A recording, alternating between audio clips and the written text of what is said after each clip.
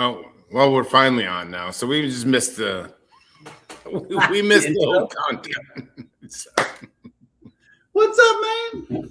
So we just went boom right into people's living rooms. So okay.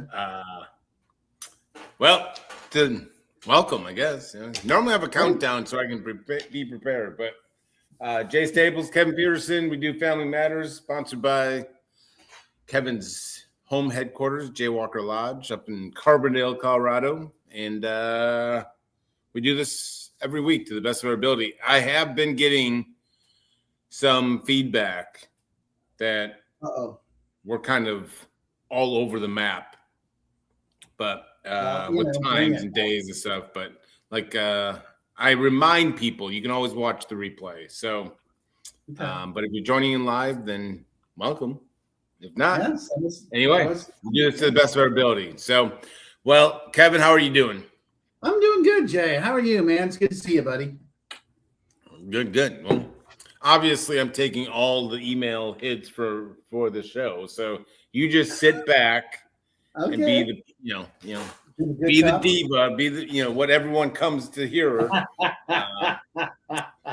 Anyway, sponsored by Jaywalker Lodge. I think I already said that. Carbondale, Colorado. I've got, so even if they weren't sponsored, and even if Kevin did not currently rep Jaywalker Lodge, I think it's fair to say that Jaywalker is very unique in their investment within family, kind of the whole family department as a whole. But family recovery, family therapy, family healing, all under the same umbrella. I think we get a lot of people reaching out, and I know I do, working directly with families, and they're kind of uncertain too. So why don't let's talk about this with what kind of most people can expect at an average treatment facility, I guess, when it comes to family therapy, because not everybody does it like Jaywalker does. And it's actually shocking the little that some facilities even do around family recovery. So what would you say, just an average, a generic statement, what can families kind of expect when their loved one does go into treatment? They send Johnny off to treatment, and sometimes they're just kind of left high and dry. So what should families expect? Well, so let me start with what the industry norm is, okay? And then we'll talk about Jaywalker. That won't take too long. Yeah. True. The industry norm is, say for a 30, 60, or 90-day program. And they will have a monthly or maybe a weekly meeting with the therapist, the client's therapist, right? And that always baffled me, why the family would be talking to the client's therapist. That's the client's therapist. How are they supposed to have any kind of thing there? And then maybe a weekly, group meeting, which, to be honest with you, most of them are not so awesome. They're challenging. And then they might have some sort of family engagement, whether it's like a weekly or monthly or every other month or whatever, and they can be all over the place. Sometimes they're super psychoeducational. Sometimes they actually do the stuff that I hate the most, which is when they throw them into the middle of a circle and have them slug it out in front of other people. Oh my God, it's so traumatic. Why would you do that to people? It's so horrid. I mean, it's hurtful. It's mean. And my whole, and so that is the norm. It's probably a weekly call from the therapist, sort of narking out the kid or the person, a pretty miserable weekly meeting, and then who knows what, a catch-all weekend experience or weekend, whatever you want to call it. Everyone does it a little bit differently, right? Why is it once we get started, my phone starts blowing up? What is that? People want in. People want your time. So when I started working at Jaywalker 2 years ago, I told them, I said, I'm happy to take over the program, but we're not doing this. If you want, here's what I'm coming in with, and here's my position. The individual therapist does not talk to the family. Their job is to work with the client only, and stay engaged with the client. There can't have a dual relationship or any kind of conflict there. What we need is someone like me, maybe two of us, that are marriage and family therapists that understand addiction, sobriety, recovery, et cetera, and we meet with the families weekly, and they have their own homework curriculum. And we talk about their emotions and their feelings about the fact that their person is in treatment and the stuff that's gone on with that and happened with that, and work within that structure. Okay. And that's what I did. And I also created a homework curriculum. And so that homework curriculum there's 6 sections: understanding addiction, understanding recovery, understanding codependency, understanding trauma, understanding family systems, and understanding mental health. That one. So the goal is for them to be learning the exact same things the guys are learning, so that when they can get together, they communicate. And there's a fundamental concept that we believe in at Jaywalker, is that if the family system doesn't change, the guy's not going to change. It's just that simple. So we do therapy with the family. We do a great Thursday night meeting, which, by the way, that Thursday night meeting, it's our support group. It's not us, dropping bombs of wisdom. It's them. They come into them. I'm like, what do you guys want to talk about? What's your concern? He doesn't talk to me. He won't call me. I don't understand. And then I let the other families answer it. I might, guide the conversation a bit, but I want them building a community together where they can rely on each other, because at some point they're not going to see me anymore. They're not going to be under the Jaywalker umbrella, and they're going to have to find their own gig. And then our family weekends go for 4 days: Thursday, Friday, Saturday, Sunday. And I make them super educational. We have our clinical director, our CEO, who's a therapist, our psychiatric nurse practitioner. They come in and they talk about something specifically, like, addiction and attachment, medication, and how we address that. And they can ask any kind of question they want in those environments. And then I actually have a couple of people. I have a guy come in. One of our guys comes in. He's an alumni. He speaks. But it's my whole goal. We always tell people our goal for the family weekend is we're not going to fix everything. And we're not going to get in there and slug it all out. I just want you guys to start liking each other again. And then over time, because that's the first 90 days, the second 90 days we'll actually incorporate the client into the family therapy.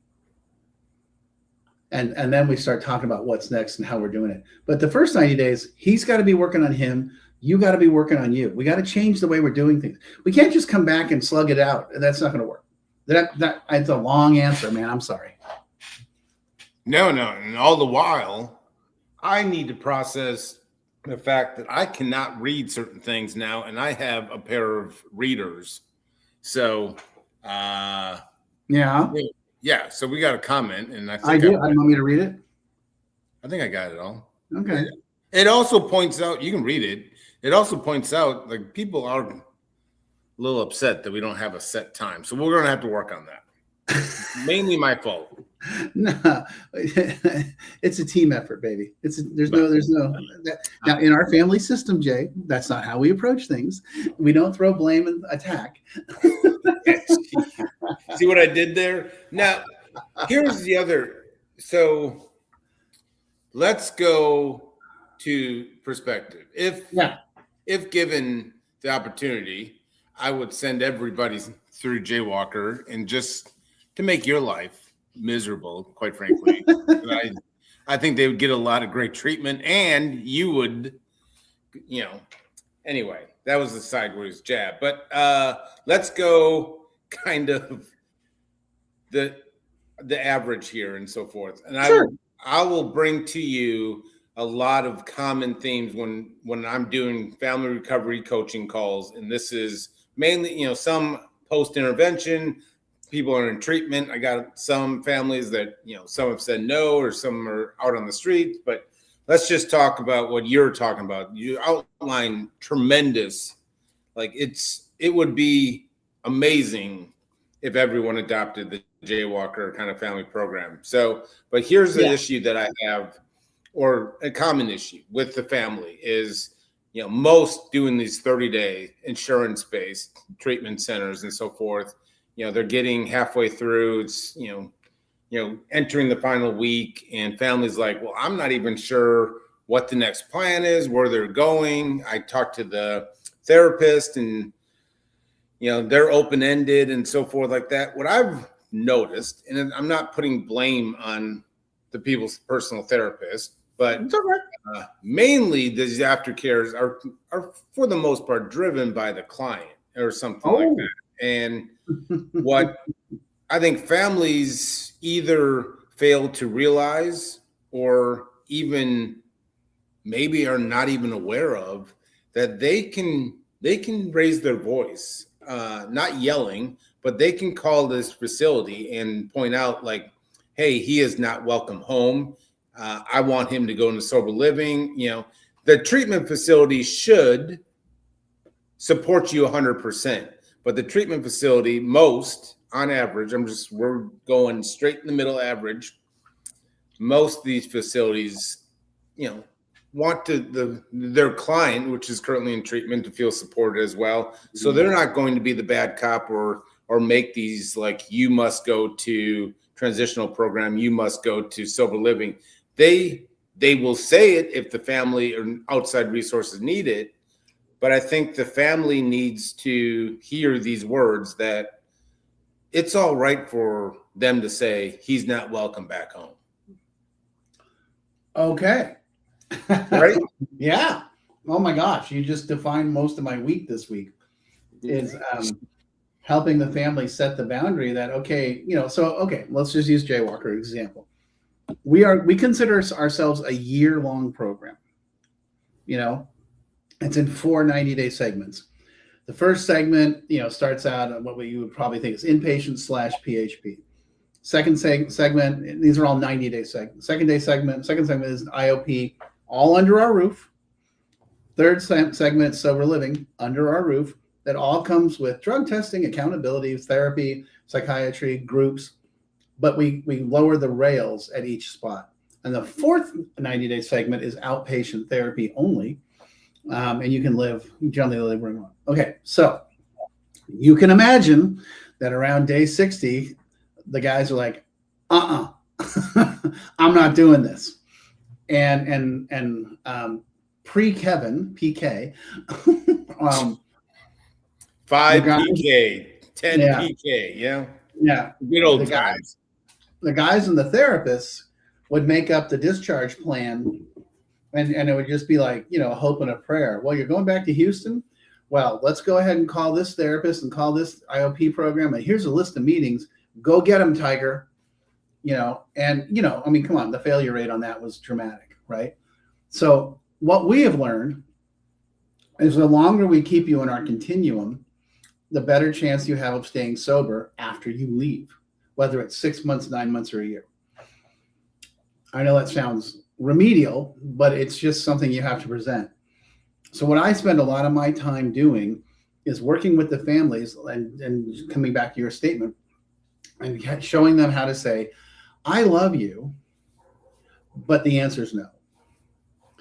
And so there's three pillars of what I tell them to say, or what we talk about. One is, we're going to rely on the clinical judgment and recommendation of the team at Jaywalker. That tends to be, we have a meeting, right? We tend to have a meeting between 60 and 75 days. And we have a meeting, and it's the therapist, the guy, me, and the family. And the family goes first. Or the therapist goes first. The therapist says, here's what our recommendation is. And the recommendation is that you stay for another 90 days. That's just because you need to. You're not ready.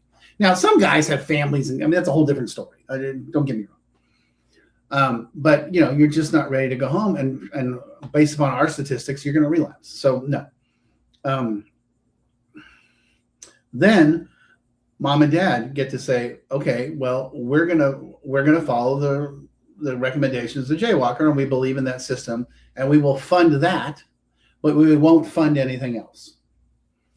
And then the guy gets to talk, and he gets to say, I mean, sometimes they come with a plan, like, hey, I researched this, I did this, and that's great. We're still going to be like, yeah, you want to go somewhere where you don't know anybody, you don't know the therapist, and let's be honest, you're not going to go, and so we want you to stay here and get engaged, and more deeper engaged. Same therapy, everything's the same. And then that's where conflict occurs, right? So the three things the family says is we're gonna trust the judgment of the Jaywalker clinical team. And when the guy starts saying, "Well, I have no," the answer then is, "We love you," and the answer is no. And then the third statement is, if you choose to leave, you can do that, but you will do that without our support. We will turn off your phone. We will, no car insurance. No, there's no house, there's no room here for you. Your apartment's been cleaned out. The car's been sold. Let's be clear. We're committed. And sometimes the guys, I get it. But let's be clear. This has been talked about long before this. This is not a one surprise. This has been an ongoing conversation the entire time. So it's about teaching the family how to, like you said, have good boundaries, talk about what they want, and say, we're not ready for you to come back. You're certainly not coming back to this house. And we want to see you get a year of sobriety, and then we can talk. That was a lot. Quite frankly, I think I zoned out halfway through because you trigger my brain. And oh God. And it's something we were kind of talking about, in our 2-minute lead up pre-show, but I don't even know how my brain is going a million. So you hear, I don't know what here's what I'm trying to say is the challenging of the addict alcoholic. I think, where has that gone? And do you think like what you were just saying, like you were kind of saying like this, the client at Jaywalker, has a plan, wants to do it. And, you guys, I know your staff well enough to say like, no, you're not, you're trying to manipulate and so forth like that. Now that is not common. And then we also are expecting mom and dad or loved ones to call out the addict as well, with really no education. And sometimes I feel the family is kind of left out on an island, mm-hmm. when the treatment facility, i.e. therapist or, whoever it may be, case manager, whatever the role's being, is somewhere along the lines. I get it. You're there to help and support, and you need the client open, honest, and talking. But there comes a time, right? Our treatment, I'll just ask, are treatment facilities, in your opinion, holding back with that blunt accountability, calling out the manipulation, calling out, no, you don't get to say that? That's an interesting question. Yeah. I was literally just talking to my boss about that today. And here's the thing. The majority of therapists that work with the guys are individual therapists. They're not marriage and family therapists. They're not taught to see the system. They're taught to focus on the individual. And that's what they're supposed to do, okay? And that works just great in every other world and arena of therapy except addiction. You need to focus with them and make connection with them, but you also have to have high levels of accountability, because addicts lie, they manipulate. It's especially addicts that are newly sober, because they're going to do everything they can to get where they want to go.